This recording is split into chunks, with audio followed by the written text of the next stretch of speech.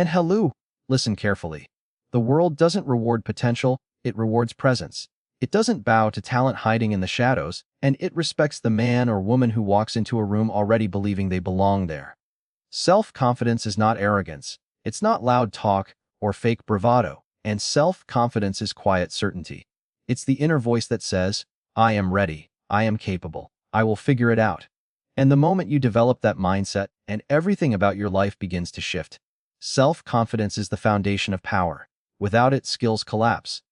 Opportunities slip away, and dreams stay locked inside your head.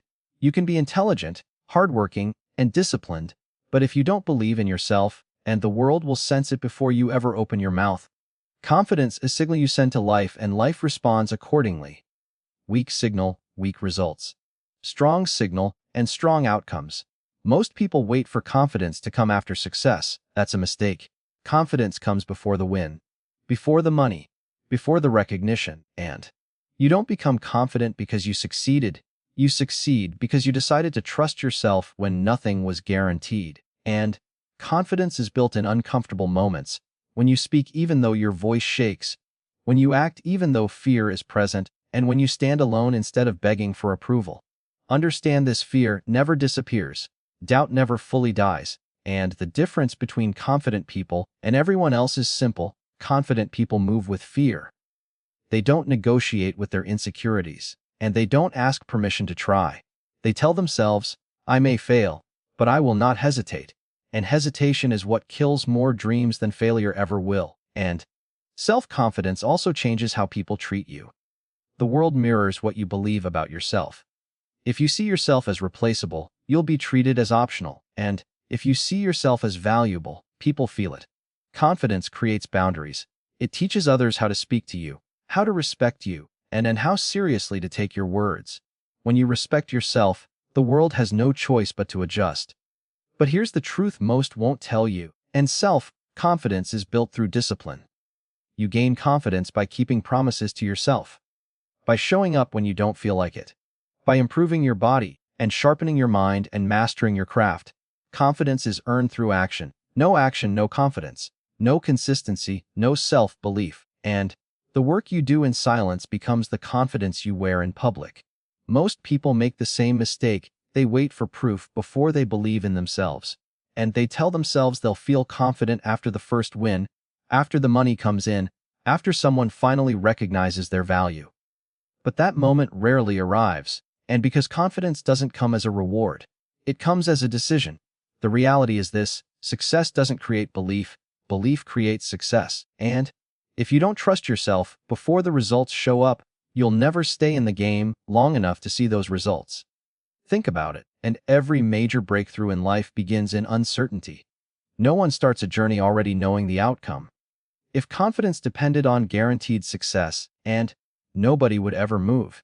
The people who rise aren't the ones with perfect conditions, they're the ones who act while everything is unclear. And they step forward without applause, without validation, without safety nets.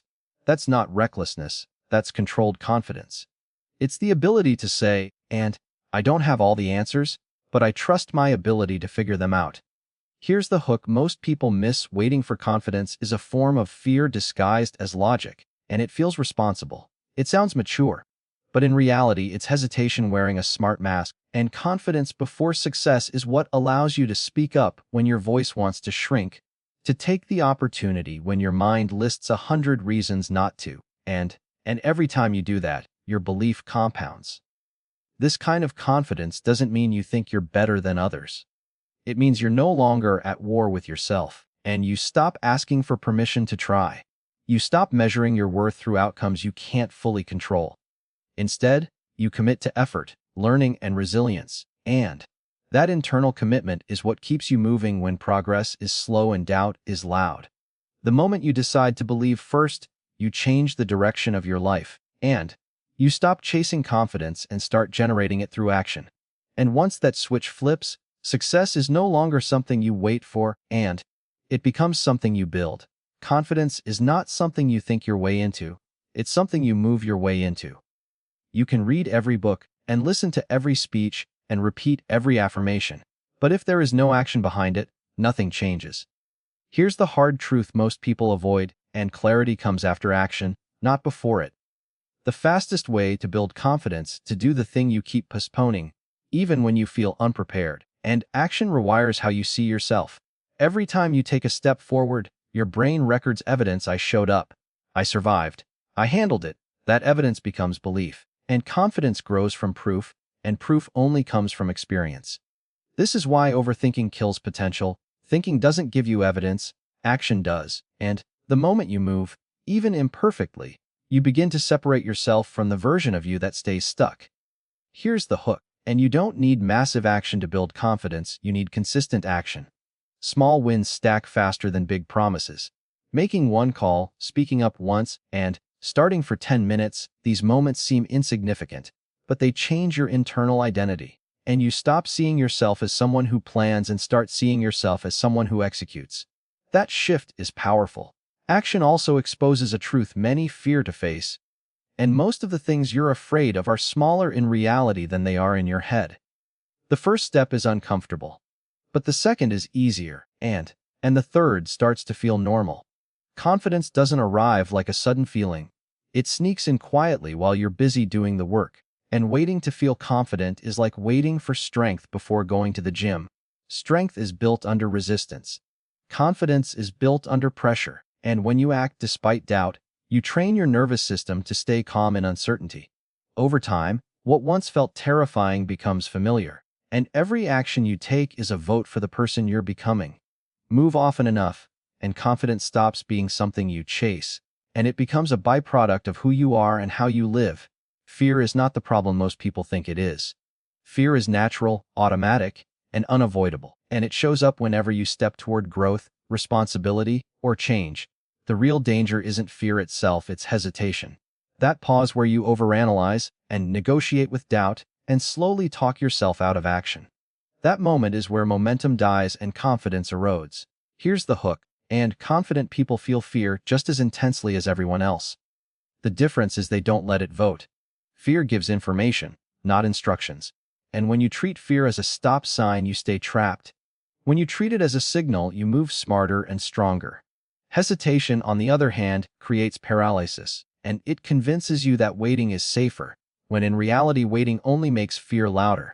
Every time you hesitate, you reinforce the idea that fear is in control, and your mind learns that discomfort equals danger, even when there is no real threat.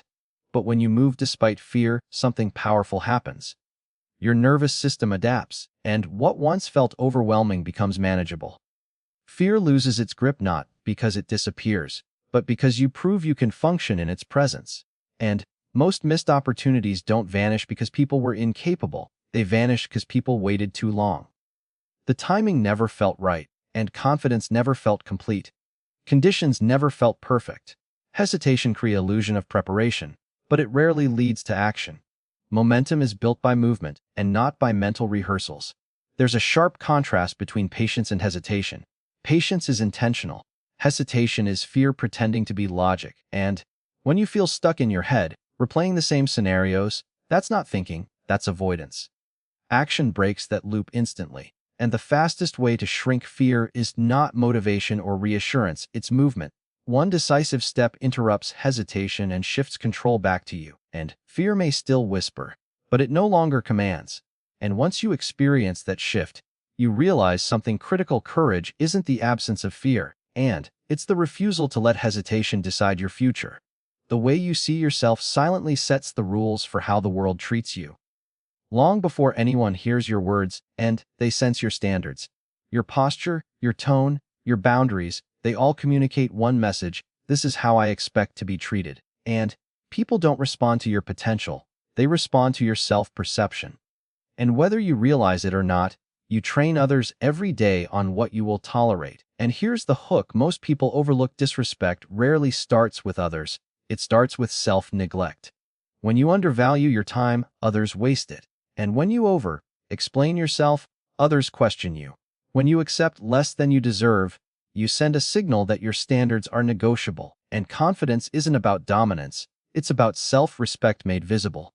Raising your internal standard changes your external reality. When you decide that your energy and focus and effort matter, your behavior shifts. You speak with clarity instead of apology. You say no without guilt. You stop chasing approval and start choosing alignment. And that shift makes people adjust, not because you demand it, but because your presence leaves no room for uncertainty. Most people fear being misunderstood, and so they shrink themselves to fit. But shrinking doesn't protect you. It teaches others to overlook you. When you stand firmly in who you are, and you don't need to convince anyone of your value. Consistency does that for you. Calm certainty is far more powerful than loud persuasion, and the standard you set also determines what you accept from yourself. When you expect discipline, you act with purpose.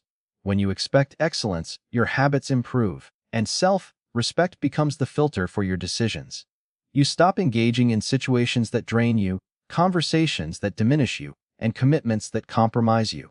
And the world is always watching, always responding. If you see yourself as optional, you'll be treated as replaceable. But when you carry yourself as someone who knows their worth, life responds differently. Opportunities shift, relationships realign, and without saying a word, and you redefine the rules of engagement. Real self-belief is not built on hype or motivation, it's built on evidence. And the strongest evidence you can give your mind is discipline. Every time you do what you said you would do, especially when you don't feel like it, and you send a powerful message to yourself, I can be trusted. That message becomes the backbone of confidence. Without discipline, belief collapses the moment things get uncomfortable. Here's the hook: most people don't lack confidence, they lack integrity with themselves, and they break small promises daily, sleep schedules, workouts, focused work, personal goals, and then wonder why self-belief feels weak. And your mind is always watching your behavior. It doesn't respond to intentions, it responds to patterns. Discipline turns good intentions into a reliable identity. And when discipline becomes part of your routine, hesitation fades. You no longer debate whether to act. You act because it's who you are, and that consistency reduces mental friction. Confidence grows quietly when your actions align with your standards, and you stop needing external validation because your self-respect is internally reinforced. Discipline also builds emotional stability. When life becomes unpredictable and routines become anchors, showing up on hard days teaches you that your effort is not dependent on mood. That reliability creates a sense of control, and control fuels confidence. You may not control outcomes, but you control your effort, and that's enough to stand firmly in uncertainty. And most people chase motivation because it feels exciting. Discipline feels boring, repetitive, and invisible. But that invisibility is exactly why it works. No applause, and no shortcuts. Just repeated proof that you don't quit on yourself. Over time, that proof compounds into unshakable belief. The more disciplined you become, and the less you rely on confidence as a feeling. Confidence becomes a consequence of structure, not emotion. You know you'll show up, perform, and adapt because you've done it before, again and again. And that quiet certainty is far stronger than any temporary surge of motivation, and true confidence is often misunderstood because it doesn't announce itself. It doesn't need to dominate conversations or seek attention, and leadness is usually a cover for insecurity, while real confidence is calm, grounded, and controlled. You feel it before you hear it. It shows up in how someone listens, and how they pause before responding, and how they remain steady when others become reactive. Here's the hook: and the most confident people in the room are rarely the ones trying to prove it. They don't rush to be seen because they already know who they are, and their certainty comes from alignment, not performance. When you don't need approval, your energy shifts. You speak less, but with more weight, and you move with intention instead of urgency. Quiet confidence is built through internal clarity. You know your values, you know your limits, and you know what matters and what doesn't. That clarity removes the need to impress. You don't compete for validation or compare timelines. You stay focused on your lane, and that focus creates presence. People sense it immediately. There's power, responding instead of reacting, choosing silence over unnecessary explanation, and walking away from disrespect instead of arguing. These are not signs of weakness, they are signs of strength under control. Anyone can be loud, and few can be composed under pressure.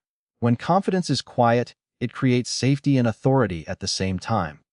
Others feel comfortable around you, yet they respect you, and you don't demand attention, but attention naturally finds you. That's influence at its highest level, unforced and authentic. And this kind of confidence also protects your peace. You stop needing to win every argument or correct every opinion. You let results speak, and you let consistency do the talking. And over time, people recognize that your silence isn't emptiness, it's depth. And quiet confidence doesn't fade when circumstances change because it isn't dependent on external reactions. It's rooted in self-trust, experience, and emotional control. And once you develop it, you carry a presence that doesn't need noise to be felt. So remember this, you don't need validation, you need conviction. And you don't need permission, you need belief. The power of self-confidence is the power to move forward even when the path is unclear.